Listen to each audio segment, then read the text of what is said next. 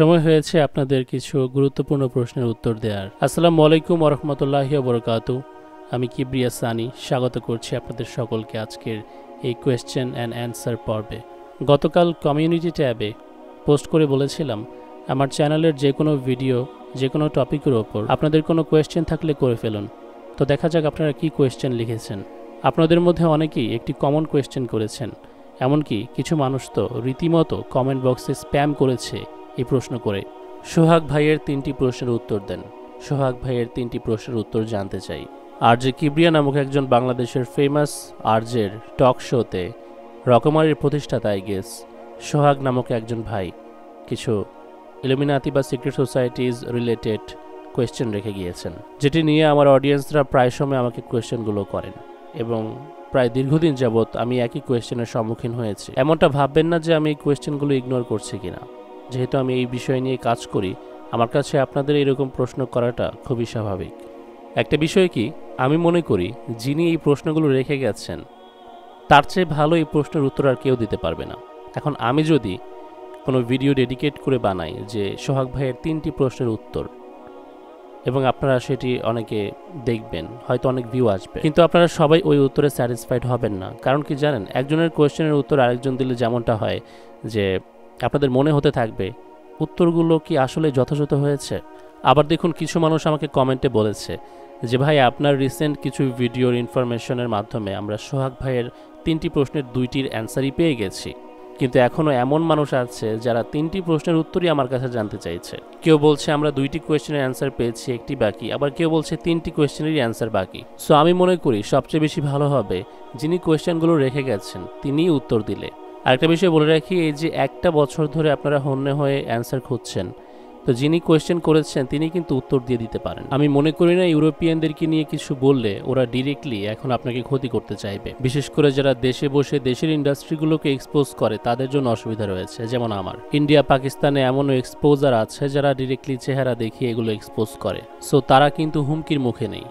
Specially উনি যে ডকুমেন্টারির কথা বলেছিলেন দি অ্যারাইভালস, সেই ডকুমেন্টারির নির্মাতা নরেগা তারা কিন্তু ফেস দেখিয়ে ডকুমেন্টারিটি তৈরি করেছিল এবং আপলোড করেছিল দুবাইয়ের মতো একটি বিজনেস এরিয়ায় বসে। আমি মনে করি না অ্যান্সারগুলো খুবই কমপ্লিকেটেড কোনো কিছু। অডিয়েন্সদেরকে মিস্ট্রির মধ্যে রেখে অ্যাটেনশন ধরে রাখার টেকনিকটা যেমন একদিকে ভালো, অপরদিকে আমাকে আবার একটু বিরক্তির মুখে পড়তে হচ্ছে। সো একটা বিষয় মনে রাখবেন, একজনের কোয়েশ্চেনের অ্যান্সার আরেকজনের কাছ থেকে নেওয়া মোটেও বুদ্ধিমানের কাজ নয়। যিনি প্রশ্নগুলো করেছেন তার কাছে উত্তরগুলো খোঁজেন। খেলাফত রাষ্ট্রের প্রয়োজনীয়তা বিষয়ে কিছু বলার অনুরোধ। খেলাফত শুধু রাষ্ট্রের জন্য না, পুরো পৃথিবীতে কায়েম হওয়া প্রয়োজন। বর্তমানে যেই খেলাফত প্রতিষ্ঠিত আছে সেটিকে আমরা শয়তানের খেলাফত বলে থাকি, অর্থাৎ জাতিসংঘ। কারণ কি, সকল মোরলরা একত্র হয়ে মানবরচিত আইডিয়া দিয়ে সারা বিশ্ব পরিচালনা করার চিন্তাভাবনা করে, নিজেদের অধ্যয়নের মাধ্যমে, নিজেদের গবেষণার রিসার্চের ওপর ভিত্তি করে, যা অধিকাংশ সময় মানব কল্যাণে কাজে আসে না।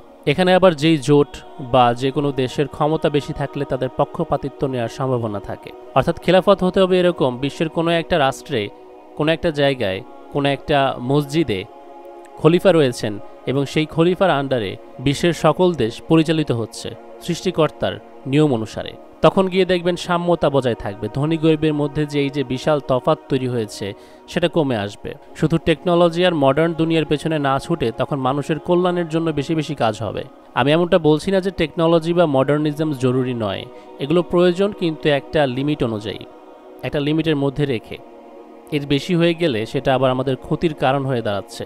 যেমন ধরুন, গ্লোবাল ওয়ার্মিং যে হারে বৃদ্ধি পাচ্ছে সেটা অতি নিকটে মানুষের ধ্বংসের কারণ হয়ে দাঁড়াবে। এটাকে রুখে দিতে পারত হয়তো সেই খলিফা তার সিদ্ধান্তের মাধ্যমে, বা গ্লোবাল ওয়ার্মিং হওয়ার যেই কারণগুলো সেগুলোকেই মাথাচাড়া দিয়ে উঠতে দিত না, সেই কারণগুলোই হয়তো রাখতো না। কারণ কি, এখানে সবসময় সৃষ্টিকর্তার আইন চলতো। ধনীদের, এলিটদের আইডিয়া দিয়ে বিশ্ব চলতো না, যারা শুধুমাত্র নিজের স্বার্থ খোঁজে, এবং তার জন্য বিশাল বিশাল ইন্ডাস্ট্রিজ খুলে আমাদের পৃথিবীকে ধ্বংস করছে। পৃথিবীতে যুদ্ধ বিদ্রোহ হতো না, শান্তি বজায় থাকতো।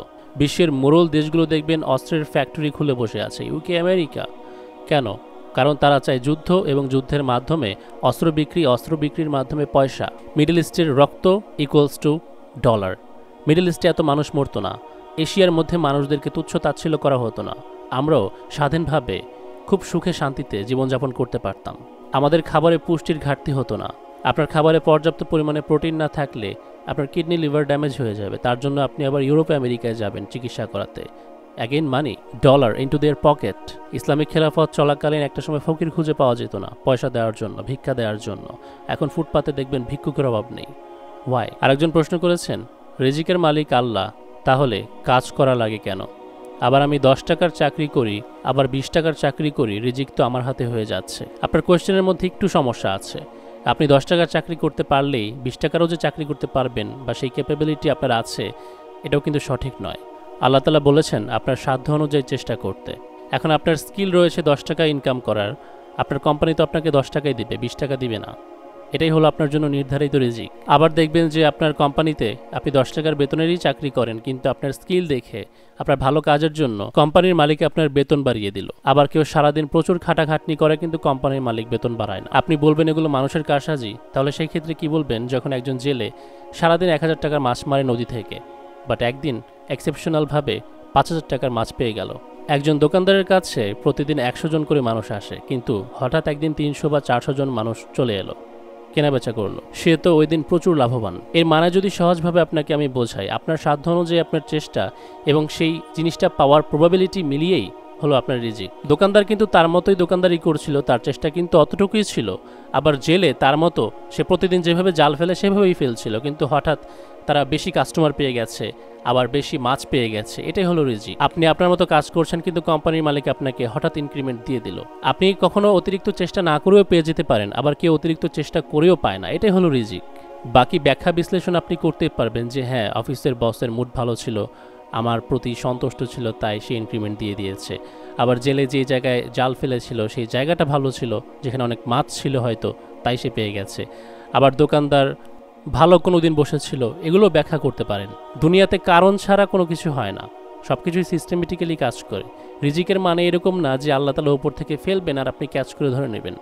আল্লাহ তাআলা দুনিয়াতে সিস্টেমই এভাবে দিয়ে রেখেছেন যেটা মাঝে মাঝে আপনাকে বেশি দেবে, আবার কম দেবে, কিন্তু সবসময় আপনি আপনার শ্রম অনুযায়ী ইকুয়ালটা পাবেন না, এক্সেপশন পাবেন। এর কারণ হলো রিজিক। একই রকম পরিশ্রম করে আপনি যে মাঝে মাঝে এক্সট্রা পেয়ে যাচ্ছেন, এই বিষয়ে আপনাকে ভাবতে হবে। কন্টিনিউয়াসলি হার্ডওয়ার্ক করলে আল্লাহ তাআলা আপনার জন্য সফলতা খুব বেশি দিয়ে রেখেছেন, বিকজ আপনি কন্টিনিউয়াসলি রিজিককে চেজ করছেন। আপনার উপার্জনের ক্যাপাবিলিটি এবং সেটা পাওয়ার প্রবাবিলিটি, এই দুই জায়গায় আল্লাহ তাআলার সিদ্ধান্ত রয়েছে। নাজিফ লিখেছেন, আসসালামু আলাইকুম ভাইয়া। ওয়ালাইকুম আসসালাম। আমি একজন কলেজ শিক্ষার্থী। আমার প্রশ্নটি হলো, আমি আপনাকে প্রায় 3 বছর ধরে নিয়মিত দেখি। অতীতে আপনি বিভিন্ন নাস্তিকদের এক্সপোজ প্লাস তাদের সাথে ডিবেট করেছিলেন, কিন্তু বর্তমানে আর করছেন না। এর পিছনে কারণ কি? এর উত্তর হচ্ছে, নাস্তিকরা যতগুলো প্রশ্ন ইসলাম নিয়ে তুলেছিল বা যেগুলো নিয়ে মিথ্যাচার করেছিল, সেগুলোর উত্তর আমরা কয়েক বছর আগেই দিয়ে ফেলেছি এবং একাধিকবার দেয়া হয়েছে, যেগুলো ইন্টারনেটে ইউটিউবে পড়ে আছে। হয়তো আমি দিইনি, আমার অন্যান্য ভাইরা দিয়েছে যাদের সাথে আমি কাজ করেছি, এবং সেগুলো উত্তর হিসেবে যথেষ্ট, যে কোনো মানুষ সহজেই বুঝবে। কিন্তু একই জিনিস নিয়ে যদি আমরা বছরের পর বছর কাটিয়ে দিই, সেটা তো আমাদের জন্য বোকামি হবে। মানে একই প্রশ্নের উত্তর কি আর 100, 200, 1000 বার দেয়া যায় নাকি? আপনি এখনও দেখতে পারবেন নাস্তিকেরা ওই একই বিষয় নিয়েই পড়ে আছে, ওই একই প্রশ্নই বারবার করছে। ইসলামের বিরুদ্ধে বিভিন্ন সংগঠনের হয়ে কাজ করা, যত বেশি মিথ্যাচার তত বেশি টাকা। খ্রিস্টান মিশনারিরা ওদেরকে দিয়ে থাকে, উগ্রবাদী হিন্দু এবং খ্রিস্টানরা ওদের মদতদাতা, এছাড়াও সিক্রেট সোসাইটি। তাই যেহেতু অধিকাংশ প্রশ্নের উত্তর দেওয়া হয়েছে, মিথ্যাচারের জবাব দেওয়া হয়েছে, এখন আর ওগুলো নিয়ে সময় নষ্ট করা বুদ্ধিমানের কাজ হবে না। এখন এই পুরো পরিকল্পনার মাথাকে ধরতে হবে কারা এদের পেছনে রয়েছে, সেই মোরলদেরকে, সেই সিক্রেট সোসাইটিকে এক্সপোজ করে, যেমনটা আমি এখন করছি। আর একটা মানুষ কখনোই নাস্তিক হতে পারবে না যখন সে সিক্রেট সোসাইটি সম্পর্কে ধারণা রাখবে। যেমন সোহাগ ভাইকে নিয়ে আলোচনা করছিলাম ভিডিওর শুরুতে, ওনার কথা অনুযায়ী উনি নাস্তিকতা থেকে ধর্মে ফিরেছিলেন সিক্রেট সোসাইটি সম্পর্কে জানার পর। আমার ক্ষেত্রে, কেননা আমি আগে থেকেই সিক্রেট সোসাইটি নিয়ে গবেষণা করে বসেছিলাম, তাই নাস্তিকতার প্রভাব আমার উপর পড়েনি। হৃদয় লিখেছেন, এখনকার বেশিরভাগ ডেলিভারি সিজারে হয়, এটা কি ষড়যন্ত্র কিনা? অবশ্যই, নতুন করে আর বলতে হবে নাকি? বাহ্যিকভাবে দেখলে আপনি নিজেও হয়তো বলবেন, যেহেতু আমাদের যুগের মেয়েদের আগের যুগের নারীদের মতো এরকম শারীরিক সক্ষমতা নেই। সেটা হতে পারে ফুডের জন্য, আমরা তো এখন সবই আনহেলদি খাওয়া দাওয়া করি, তাই এখন আমাদের শারীরিকভাবে আমরা দুর্বল। তাছাড়া ধৈর্য শক্তিও কমে এসেছে। সে কারণে হয়তো সিজারই তাদের জন্য উপযুক্ত, হয়তো সিজার তাদের জন্য নেয়ামত। সিজার টেকনোলজি না থাকলে অসংখ্য মানুষ মারা পড়তো ডেলিভারি করতে গিয়ে। সামহাও আবার বিল গেটসের এর পেছনে হাত থাকতে পারে। বিল গেটস একবার বলেছিল যে টিকার মাধ্যমে সে পপুলেশন কন্ট্রোল করবে। আমরা এশিয়ানরা যেহেতু অত ফ্যামিলি প্ল্যানিং করি না, ওদের ধারণা মতে আমরা বেশি বেশি পয়দা করি আর কি। এই জন্য এশিয়া মহাদেশে নিয়ন্ত্রণ বাড়াতে হবে, জন্মের হার কমাতে হবে। আরেকদিকে আমাদের দেশের অসৎ ডাক্তারদেরও এর পেছনে হাত রয়েছে। অতিরিক্ত টাকা উপার্জনের নেশায় শুধু শুধু মানুষকে পেট কেটে সিজারে ডেলিভারি করছে। ব্রোকেন হার্ট লিখেছেন, দাসদাসী সম্পর্কিত হাদিসগুলো সম্পর্কে বিস্তারিত জানতে চাই। কি জানতে চান আসলে আপনি এই সম্পর্কে? দাসপ্রথা ইসলামে আছে কি না সেই বিষয়ে, তাই তো? দাসপ্রথা ইসলামে নেই। ইসলাম দাসপ্রথাকে বিলুপ্ত করেছে। বিশেষ করে কোনো মুক্ত মানুষকে কিনে বিক্রি করা যাবে না, কেননা সবাই আল্লাহ তাআলারই দাস। ইসলামে কোনো দাস কেনা কেন এখনও জায়েজ, কারণ কোনো একটা সিস্টেমে যদি দাসপ্রথা থাকে তাহলে সেই দাসকে আপনাকে কিনেই মুক্ত করতে হবে। না হলে যে ব্যক্তি দাস কিনে এনেছে তার দাস আপনি মুক্ত করতে চাইলে ফ্রিতে সে আপনাকে পিটুনি দেবে। কিন্তু এমনিতে কোনো স্বাধীন ব্যক্তিকে আপনি ধরে দাস বানিয়ে বিক্রি করলে সেটা ইসলামের দৃষ্টিকোণ থেকে হারাম। রাসূলুল্লাহ সাল্লাল্লাহু আলাইহি ওয়াসাল্লাম গত হওয়ার পর ওনার কোনো দাস ছিল না, উনি সবাইকে মুক্ত করে দিয়েছিলেন। কিন্তু দাসপ্রথার কনসেপ্ট আমাদের ইসলামে এখনও কী রূপে আছে সেটা আমাদেরকে বুঝতে হবে। ভবিষ্যতে যদি কোনো যুদ্ধ বিদ্রোহ ঘটে তখন ওই যে আপনার অপোনেন্ট দলের যারা আপনার সাথে যুদ্ধ করতে এসেছিল তাদেরকে বন্দি করে যে দাস বানানোর সিস্টেমটা, এটা এখনও ইসলামে আছে। কারণ যুদ্ধ বিদ্রোহ কিয়ামত পর্যন্ত চলবে।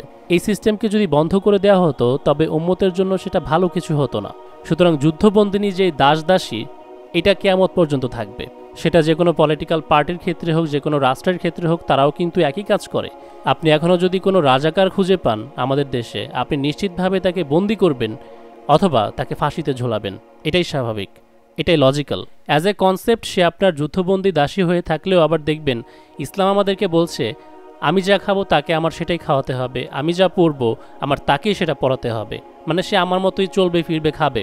এই কারণেই কিন্তু ইসলামের যে খলিফা ছিলেন ওমর এবং ওসমান রাদিয়াল্লাহু তাআলা আনহুমা, ওনাদেরকে ওনাদের দাসেরাই হত্যা করেছিল। এতটাই মুনিবের নিকটে বা আশেপাশে থাকার সুযোগ সুবিধা পেয়েছে ওরা।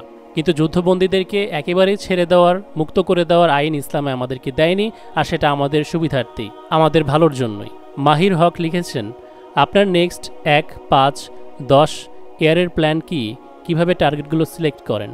আমি কালকে কি করব সেটা নিয়ে চিন্তা করি, 5-10 বছর পর কি হবে এগুলো নিয়ে ভাবি না। মিসবাহুল ইসলাম, মাহফিলে গজল গাওয়া সম্পর্কে আপনার মতামত কি?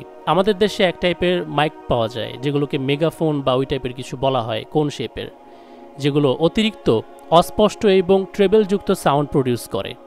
এগুলো যেখানে মূলত মাহফিল হয় সেখানকার আশেপাশের এরিয়ার 1 কিলোমিটার পর্যন্ত জুড়ে লাগিয়ে রাখা হয়। তারপর যে কাজটি করা হয়, স্টেজের যতগুলো মাইক্রোফোন থাকে সব কয়টা মাদ্রাসার ছোট ছোট বাচ্চাদেরকে ধরিয়ে দেওয়া হয়, যার ফলে সেই অবুঝ বাচ্চারা না বুঝে অতিরিক্ত চেঁচামেচি করে গজল গায় অথবা দেখা যাচ্ছে কোরআনের আয়াত পাঠ করে। এছাড়াও প্রতি কোরবানির ঈদে হাসিলি তোলার জন্য যে স্টেজ বানানো হয় সেখানেও আমরা একই কাজ কারবার করতে দেখি। সাধারণভাবে বাচ্চারা আপনার আশেপাশে চেঁচামেচি করলে সেটাই আপনার জন্য বিরক্তির কারণ হয়ে দাঁড়াবে। তাহলে কোন সেন্সে সেই চেঁচামেচি মানুষকে মেগাফোনে শোনানো হয়?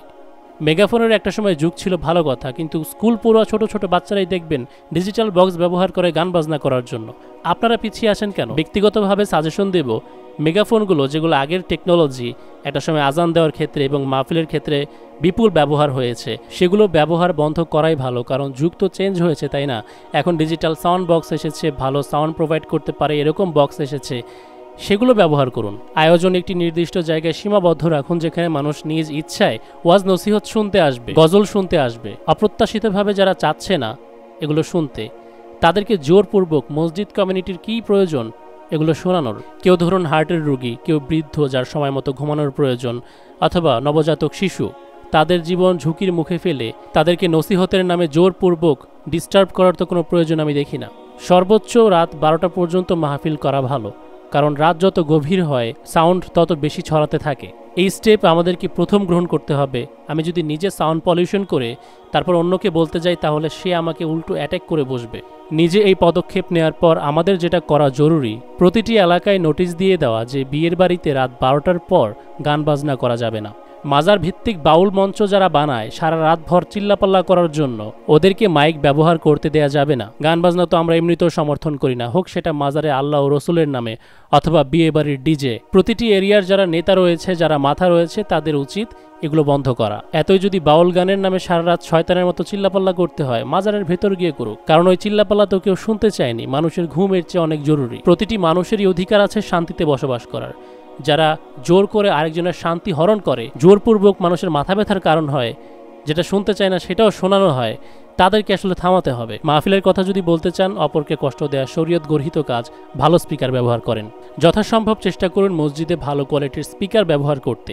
মানুষ তো হোম থিয়েটার বাসায় লাগিয়ে রাখে মুভি দেখার সময়, গান শোনার সময় ভালো সাউন্ড এনজয় করতে, তাহলে মসজিদে কেন লো কোয়ালিটির স্পিকার লাগান? ইমাম সাহেবের তিলাওয়াত যেন সবাই স্পষ্টভাবে সুন্দরভাবে শুনতে পায়, বিশেষ করে জুম্মার দিন যখন একত্রে অনেকেই সালাত আদায় করতে আসেন, একসাথে মুসল্লিরা জড়ো হয়। সুন্দর তেলাওয়াত যখন সুন্দরভাবে স্পষ্ট শুনতে পাবে, তখন মানুষ আরও উদ্বুদ্ধ হবে এই মসজিদে এসে সালাত আদায় করতে।